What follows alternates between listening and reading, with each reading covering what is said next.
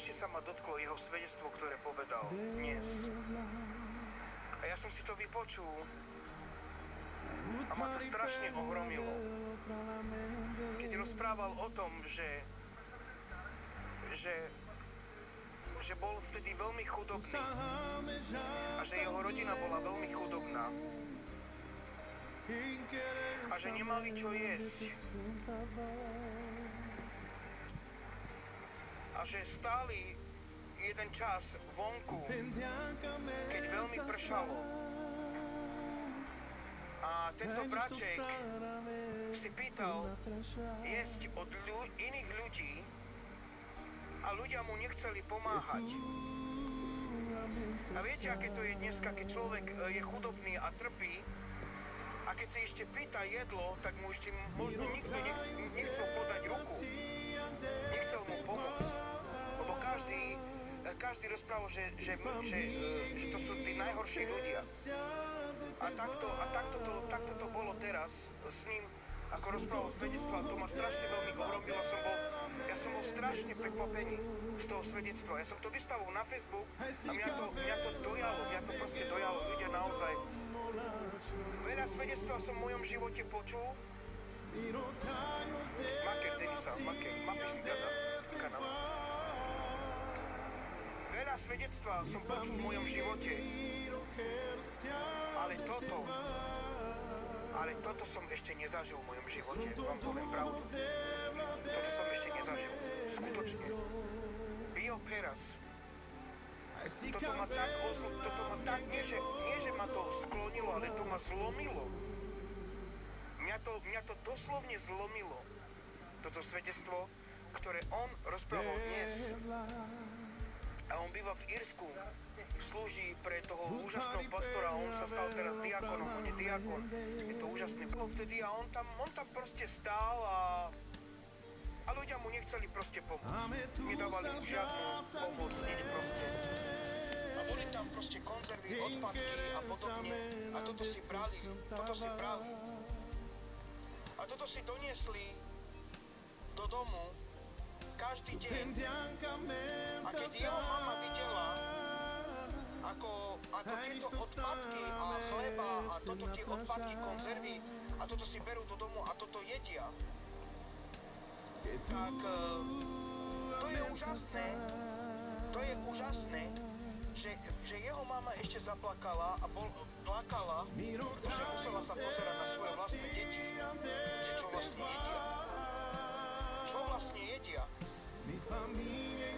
A ďalšia vec je taká, že potom po nejakom čase nemali na tabletky, nemali ani na lieky a z toho jedla, že každý deň museli toto jesť, tak jeho brat tak veľmi ochorel, že zomrel. Podľahol. A toto ma ešte viac zlomilo. Ale chcem povedať, že ja som ho povzbudil a ja som tam veľký koment dneska napísal a som ho povzbudil a povedal som mu, že aj keď už sa stalo, čo sa stalo ti a viem, že si veľa zlého prešiel, braček, ale ver mi, že on je už v dobrých rukách. Keď ti poviem tak, ja sa nechcem robiť, čo som ja, lebo a ja som si veľa prešiel,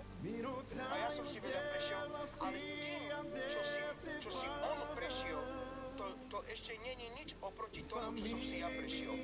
Rozumieš ma? Čiže to znamená, že tento brat, Daniel, si prešiel ešte viacej. On si prešiel ešte viacej skúšky ako ja. To vám poviem pravdu. A musím povedať, je to...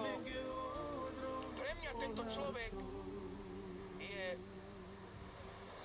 je víťaz so zlatou medailou. A to vám poviem pravdu. Nehanbí sa za svoje svedectvo, nehanbí sa, hovorí pravdu, čím prešiel. A čo je najúžasnejšie, že povedal potom, pri konci potom povedal, že skrze jeho svedectvo dneska ľudia samozrejme prijali, 600 ľudí prijali Ježiša Krista do svojho srdca. A to je ešte ešte úžasnejšie.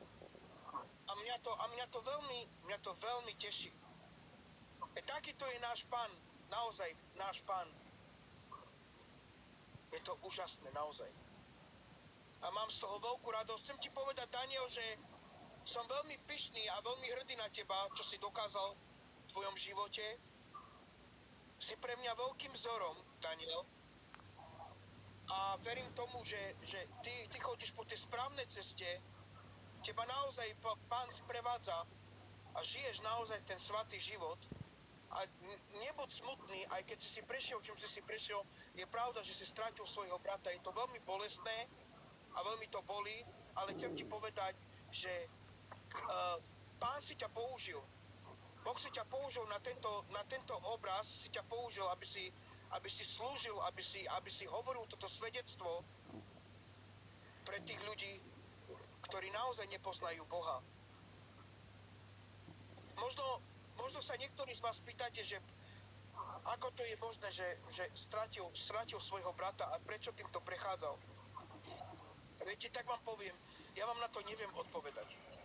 Ja osobne dovolím si povedať, že vám neviem na to odpovedať, prečo to je.